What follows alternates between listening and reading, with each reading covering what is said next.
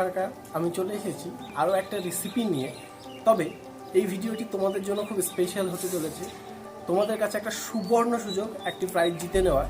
তোমরা এই ভিডিওটি মনোযোগ সহকারে দেখো এবং ভিডিওর মধ্যে একটা প্রশ্ন করা হবে, সেই প্রশ্নের উত্তরটি আমাদের স্ক্রিনে দেওয়া হোয়াটসঅ্যাপ নাম্বারে আমাদেরকে পাঠিয়ে দিতে পারো, অথবা আমাদের ফেসবুক পেজ আজকের রাঁধুনিতে গিয়েও আমাদেরকে ইনবক্স করতে পারো। তাদের মধ্যে একজনকে আমরা বেছে নেব এবং সেই একজনকে আমাদের তরফ থেকে একটি প্রাইজ দেওয়া হবে। আজকের রাঁধুনি পৌঁছে গেছে রঘুনাথগঞ্জ তেঘরি। আজকে আমাদের সঙ্গে যিনি গেস্ট আছেন তার ব্যাপারে বলতে গেলে হয়তো সবাই তার সঙ্গে রিলেট করতে পারবে। প্রত্যেকটা মেয়ের গল্প তার সঙ্গে মিলে যায়। প্রত্যেকটা মেয়ে বাবার রাজকন্যা থেকে একটা সংসারে আসে, ছেলে মেয়ে সংসার সামলানো, তারপরে কর্মজীবন সামলানো, সকাল থেকে উঠে ছেলে মেয়ের দায়িত্ব, তারপর অফিস যাওয়া, অফিস থেকে এসে আবার ছেলে মেয়ের দায়িত্ব, ফ্যামিলি, প্রত্যেকের সঙ্গে এই জীবনটা কোথাও না কোথাও মিলে যায়। আজকে আমরা সেই গল্পটাই দেখাবো, সেই গল্পটাই আপনাদের সামনে নিয়ে আসবো।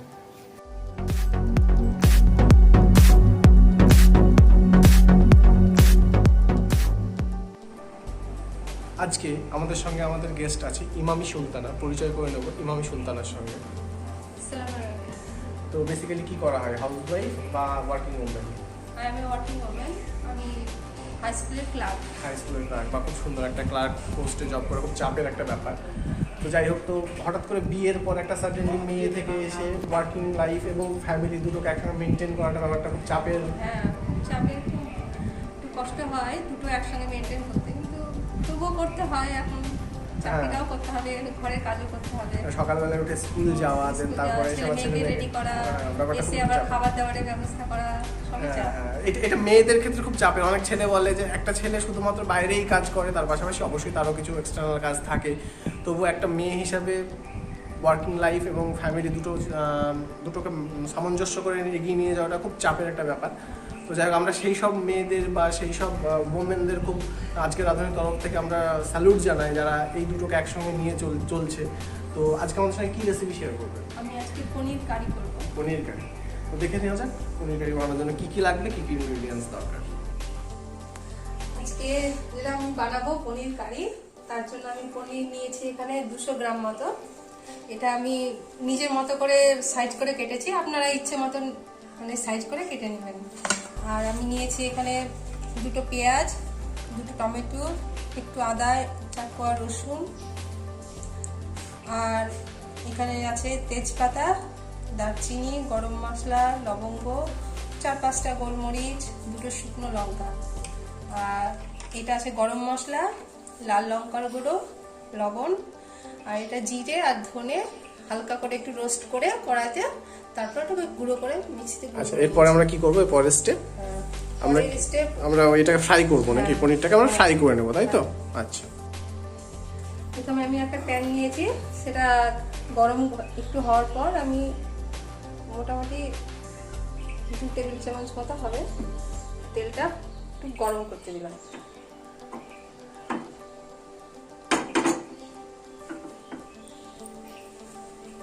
আমরা এটা পনিরটা ফ্রাই করব, তাই তো? তেলটা গরম হলে পনিরটা আস্তে আস্তে দিয়ে দেব। তেলটা গরম হয়ে গেছে, এবার আমি হালকা করে ছেড়ে দিই। পনিরগুলো আমরা আস্তে আস্তে ফ্রাই করে নেব, তাই তো? পনির কখনোই বেশি ফ্রাই করতে হয় না, এই 2-1 মিনিট জাস্ট। মানে আমরা সেইভাবে করব, জাস্ট হালকা ফ্রাই করব। জাস্ট 2-1 মিনিট আমার একটু ফ্রাই করা হয়ে গেছে। বেশি ফ্রাই করলে পনিরগুলো হার্ড হয়ে যায়। জাস্ট আমি একবার 1 মিনিটের জন্য তুলে দেব। নামিয়ে নেব ওটা।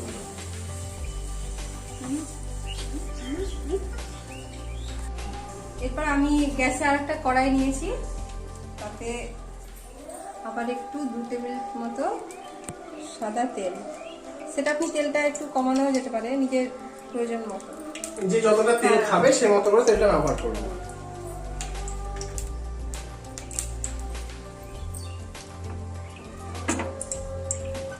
তেলটা হালকা একটু গরম হলে,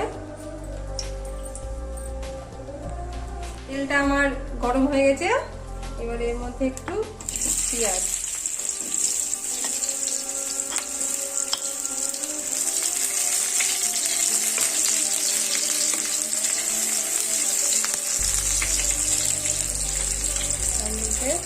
টমেটোটা দিয়ে দিলাম। সবটাই গোটা পেস্টের দরকার। পেস্ট করবো, এটা ফ্রাই হয়ে যাবে, তারপরে হালকা এটা একটু সিদ্ধ হবে।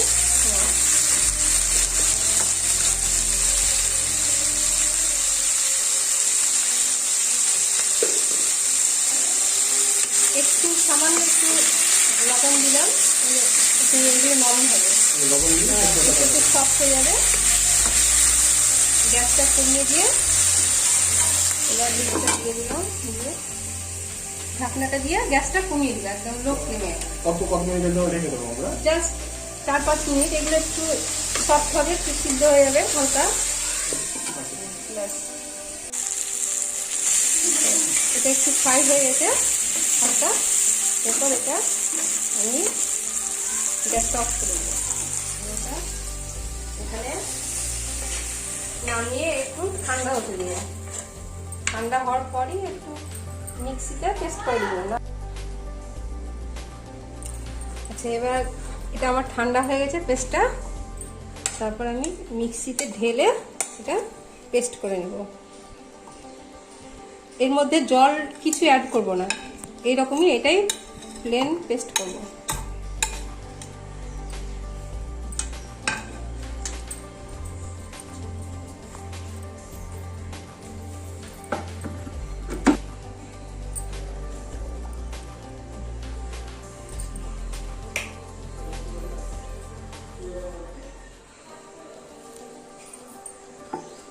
এটা নামিয়ে নিলাম।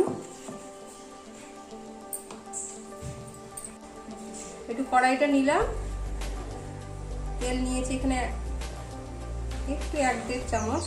তেলটা যে যার প্রয়োজন, যে যেমন খান সেরকম। আর তার মধ্যে আমি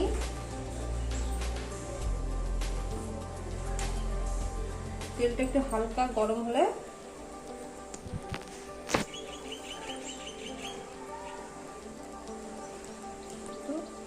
অল্প 1 চামচ কি 1.5 চামচ এরকম একটু বাটার দিয়ে দেবো।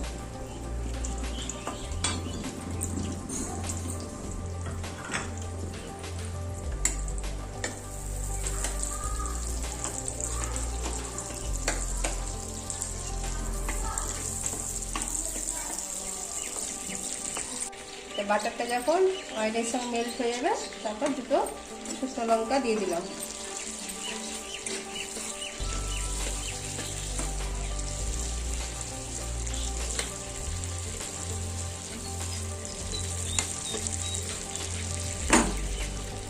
তার মধ্যে দুটো তেজপাতা, 3-4টে লবঙ্গ, 3-4টে মতো গোলমরিচ, দারচিনি আর একটু গরম মশলা দুটো।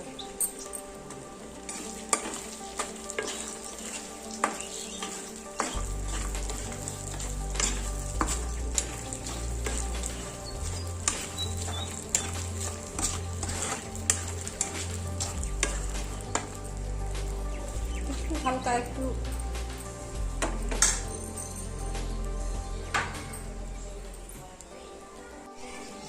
এর মধ্যে এবার আমি মিক্সিতে করে রাখা পেস্টটা দিয়ে দিলাম।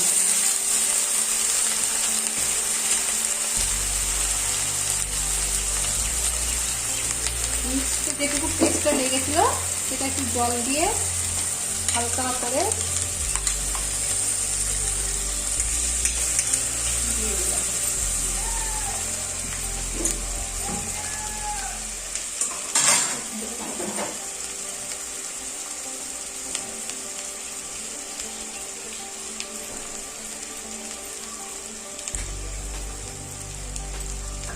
স্মেলটা খুব সুন্দর স্মেল আসছে।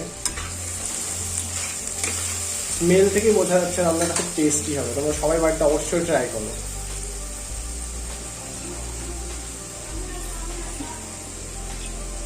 আচ্ছা, এর মধ্যে আমি জলও অ্যাড করছি।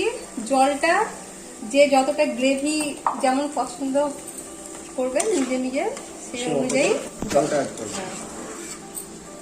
গ্যাসটা কমিয়ে রেখেছি। এবারে এর মধ্যে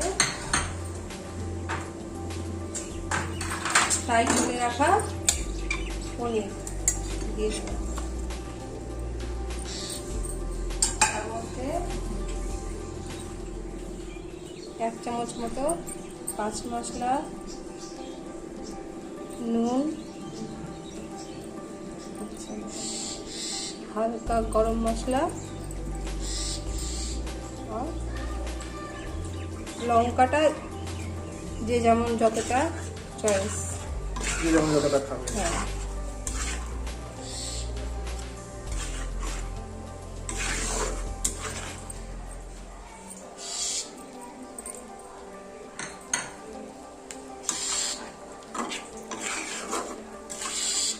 কালারটা তো খুব সুন্দর এসছে। এর মধ্যে যেটা আমি অ্যাড করব সেটা হচ্ছে কসুরি মেথি। এটা শেষে এটা। আচ্ছা, কসুরি মেথিটা দেওয়ার পর আমি একটু ঢেকে দেবো কিছুক্ষণ, জাস্ট 4-5 মিনিট।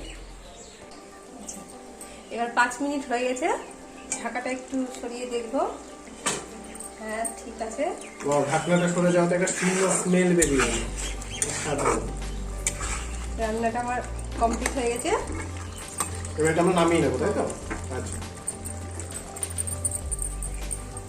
পনির রেডি হয়ে গেছে এবং সেটা আপনার আমার কাছে চলেও এসেছে টেস্ট করার জন্য। আমি এটা টেস্ট করবো। তো এটা বেসিক্যালি রুটি বা হ্যাঁ, এটা বেসিক্যালি রুটি আর পরোটার সঙ্গেই ভালো লাগে। ভাতের সঙ্গেও কেউ ট্রাই করতে পারে। চাইলে আপনারা ভাতের সঙ্গেও ট্রাই করতে পারেন। আমি এটা ট্রাই করে দেখবো কেমন হয়েছে। স্মেলটা কিন্তু খুব সুন্দর আসছে খাওয়ার আগেই। তবু আমি একবার ট্রাই করে দেখবো।